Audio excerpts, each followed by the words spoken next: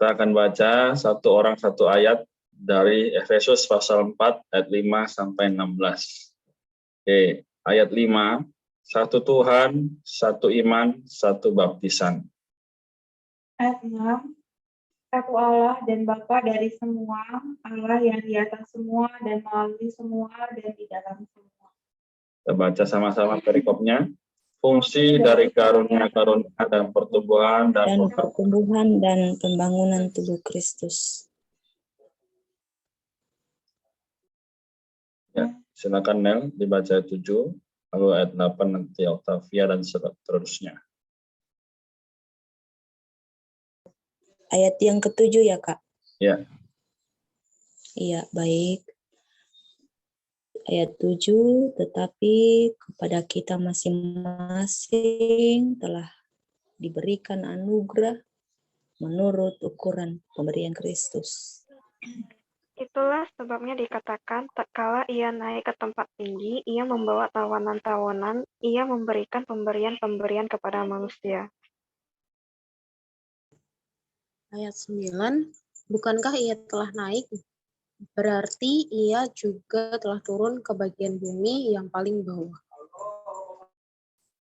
Ayat 10, ia yang telah turun, ia juga yang telah naik jauh lebih tinggi daripada semua langit untuk memenuhi segala sesuatu. Amin. Dialah yang memberikan baik rasul-rasul maupun nabi-nabi, baik pemberita-pemberita Injil maupun gembala-gembala dan pengajar-pengajar.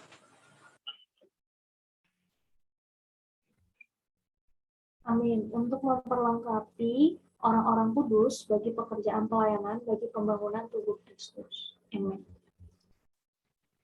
Sampai kita semua telah mencapai kesatuan iman dan pengetahuan yang benar tentang anak Allah, kedewasaan penuh dan tingkat pertumbuhan yang sesuai dengan kepenuhan Kristus. Sehingga kita bukan lagi anak-anak yang diombang-ambingkan oleh berbagai angin pengajaran, oleh permainan palsu manusia dalam kelicikan mereka yang menyesatkan. Sebaliknya, dengan teguh berpegang kepada kebenaran di dalam kasih, kita bertumbuh dalam segala hal ke arah Dia, Kristus yang adalah kepala. Dari Dialah seluruh tubuh yang rapi tersusun dan kita menjadi satu oleh pelayanan semua bagiannya, sesuai dengan kadar pekerjaan tiap-tiap anggota, menerima kebutuhannya dan membangun dirinya dalam kasih. Oke, puji Tuhan, karena ayat yang terakhir ini juga adalah ayat yang sangat penting. Mari kita baca bersama-sama kembali, ya, ayat 16, 1, 2, 3. Dari Dialah seluruh tubuh yang rapi tersusun dan jadi satu oleh pelayanan semua bagiannya, baik dengan kadar kadar pekerjaan tiap-tiap anggota. 5 dan membangun dirinya dalam kasih. Baik, puji Tuhan, terima kasih. Sekarang saya persilahkan, apakah ada teman-teman dulu yang mau membagikan apa yang didapat atau bertanya, dipersilahkan.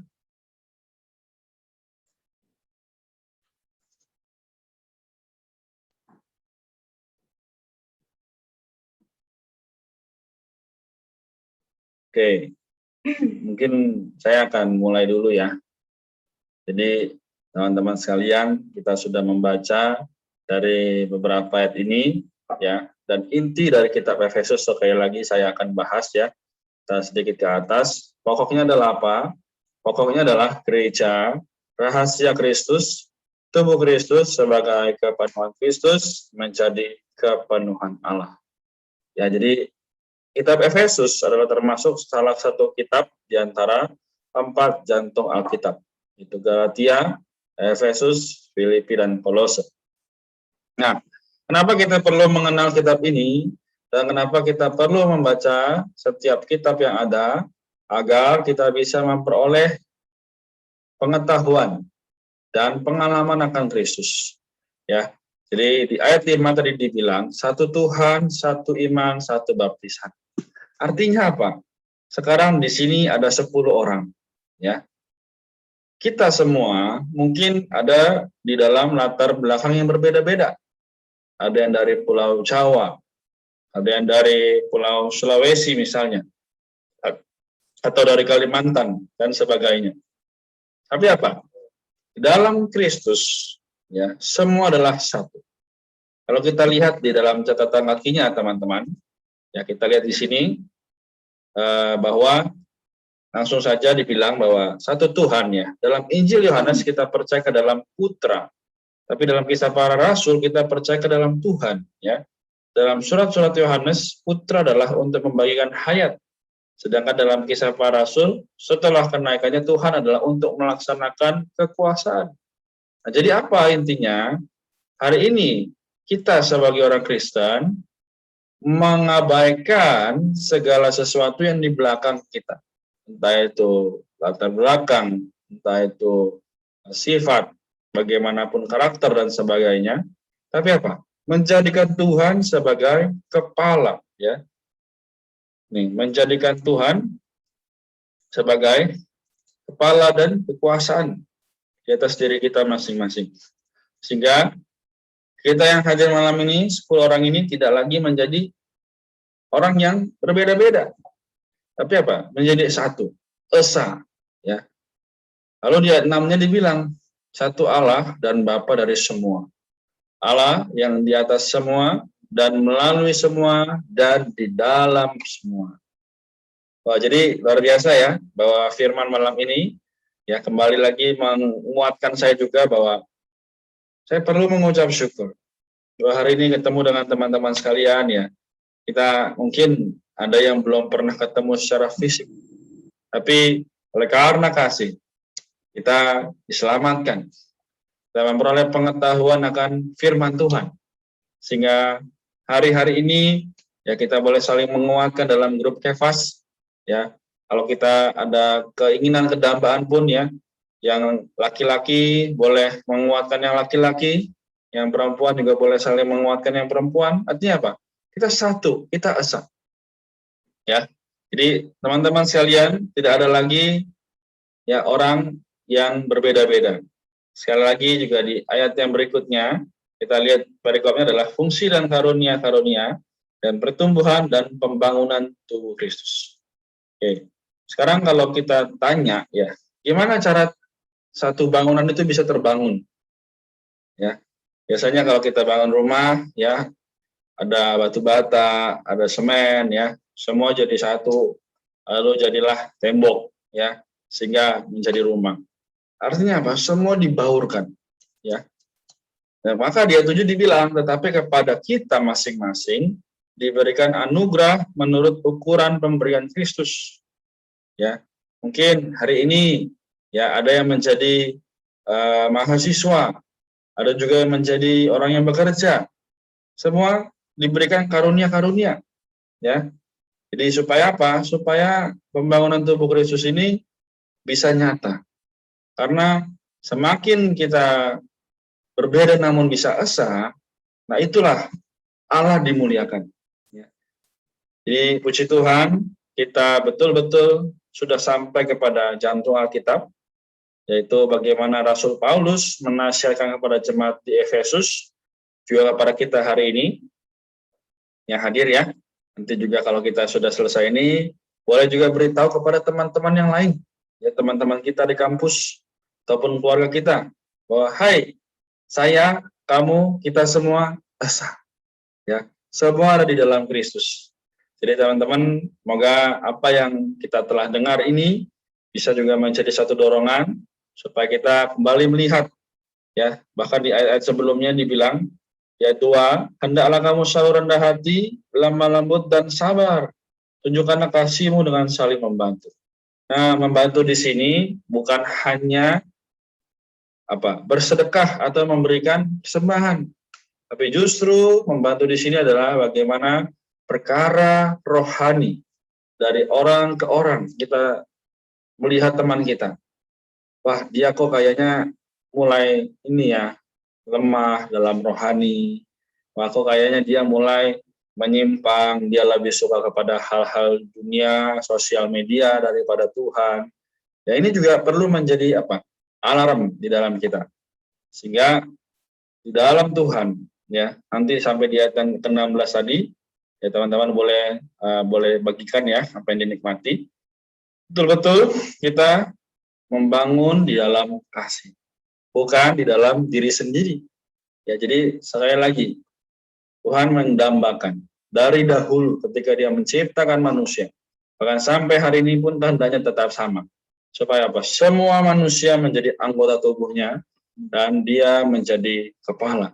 Sehingga menjadilah satu kepala dan satu tubuh yang harmonis.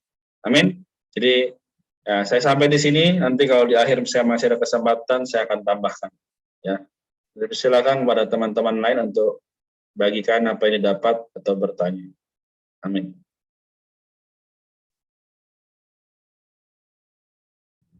Amin. Puji Tuhan, saya juga menikmati di dalam Efesus pasal 4 ayat 7. Katakan, tetapi kepada kita masing-masing telah diberikan anugerah menurut ukuran pemberian Kristus. Kita di sini adalah anggota tubuh Kristus. Nah, kita ini ada banyak, tetapi fungsi kita berbeda-beda. Tapi kita semua adalah satu di dalam tubuh Kristus. Dan setiap karunia yang berbeda-beda ini diberikan menurut pemberian, menurut ukuran kasih karunia Tuhan. Ya, saya menikmati bahwa di dalam anggota tubuh ini, kalau misalnya kita semua fungsinya sama, pasti sebenarnya tubuh Kristus itu nggak akan terbangun. Tapi karena fungsi kita berbeda-beda, ada yang menyuplai, ada yang menguatkan, ada yang mendoakan, maka tubuh Kristus itu bisa terbangun. Jadi kadang kita mungkin merasa ya, aku pelayanan sedikit ini nggak ada gunanya gitu. Nah, bahkan dalam tubuh kita pun bagian terkecil seperti kelinding pun itu sangat dibutuhkan. Jadi besar atau kecilnya fungsi kita di dalam anggota tubuh sebenarnya semuanya adalah sama-sama saling membutuhkan, sama-sama saling membangun tubuh Kristus. Adanya tiap fungsi ini bisa membuat tubuh Kristus terbangun. Puji Tuhan. Amin. Amin. Yang lainnya? Ya, puji Tuhan. Terima kasih. Saya sangat diberkati oleh ayat yang ke-13. Sampai kita semua telah mencapai kesatuan iman dan pengetahuan yang benar tentang Anak Allah, kedewasaan penuh, dan tingkat pertumbuhan yang sesuai dengan kepenuhan Kristus. Puji Tuhan, malam ini, ayat ini mengingatkan saya pada perjuangan Paulus di dalam penjara, di dalam masa-masa sulit, dan mungkin secara manusia saya tidak bisa gambarkan sesulit apa tantangan Paulus dalam memperjuangkan segalanya. Puji Tuhan, dia kembali mengingatkan secara pribadi kepada saya, terutama pada ayat ini, bahwa saudara-saudara mencapai kesatuan iman itu dalam organisasi sulit sekali. Apalagi dalam jemaat. Apalagi mengayomi beberapa orang untuk mengarahkan kepada kebenaran. Bukan hanya masalah-masalah berat, namun masalah-masalah sepele pun kalau kita secara pribadi tidak bisa menimbang atau tidak bisa, dan segalanya tidak akan sampai kepada kesatuan iman, mencapai kesatuan iman itu. Nah, di sini lagi dia tambahkan pengetahuan yang benar tentang anak Allah untuk kedewasaan penuh dan tingkat pertumbuhan yang sesuai dengan kepenuhan Kristus. Puji Tuhan. Itu sangat menegur saya pribadi pada malam ini. Untuk lebih mengoreksi diri saya secara pribadi dalam pelayanan. Sorry teman-temanku, pada malam ini saya mungkin cara bicaraku lain. Karena kemarin saya sempat mengalami beberapa, ya puji Tuhan, kami diselamatkan oleh beberapa orang, terus memberitahu kami bahwa jalan yang akan kami tempuh pada saat itu longsor. Nah, saya percaya itu pekerjaan Tuhan. Meskipun beberapa orang ya melebih-lebihkan untuk mengatakan sesuatu, tapi ya saya percaya lagi bahwa Tuhan bekerja dan Tuhan tidak pernah meninggalkan saya. Ya, terima kasih. Amin. Luar biasa saksiannya. Thank you, Nel. Ya. Iya, terima kasih. Yang lain ada? Dipersilakan, masih ada waktu. Amin. Saya, Ya, Axel dulu boleh. Excel. Oke. Aku nikmati di ayat 14. Di situ disebutkan bahwa ada itu anak-anak gitu kan. Ada kata anak-anak. Nah, catatan kakinya tuh literalnya adalah bayi-bayi. Nah, bayi-bayi ini adalah mengacu pada orang-orang yang kaum beriman yang baru diselamatkan gitu ya. Mereka masih belum matang dalam hayat gitu. Nah, ya dulu pada saat kita beroleh selamat ya kita masih sebut istilahnya bayi-bayi rohani gitu ya. Nah, kalau misalnya bayi-bayi rohani ini ya lebih gampang ya untuk diombang-ambingkan oleh angin-angin gitu ya kan, pengajaran yang lain gitu. Amin. Nah, maka ya jalan satu-satunya supaya tidak diombang-ambingkan itu adalah untuk bertumbuh dalam hayat gitu. Nah, jalan yang paling aman untuk bertumbuh dalam hayat adalah harus tinggal dalam kehidupan gereja gitu. Waktu itu saya ada dengar gitu ya, ada kisah gitu, satu saudara katanya dia tadinya dia kayak apa ya, kayak giat gitulah ya, kayak penuntutan segala macam, melayani gitu ya, cukup aktif gitu. Tapi suatu saat dia akhirnya jadi hilang gitu kan. Dia hilang dari hidup gereja dan katanya lagi pas ketemu udah tatoan badannya gitu.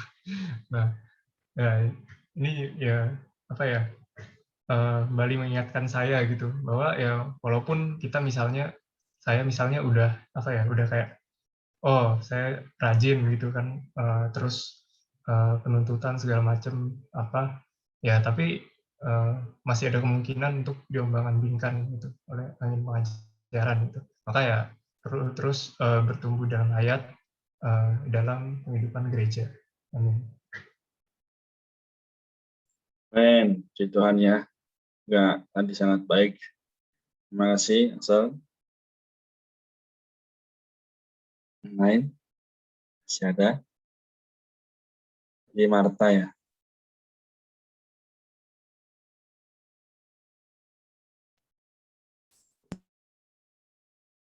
Oke. Ya, kayaknya ya. Iya, aku juga menikmati ya yang dianugerahkan kepada kita. Halo?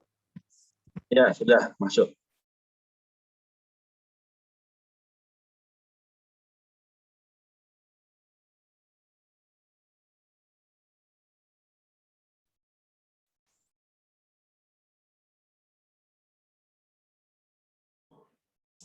Halo. Halo. Iya, masuk, silakan.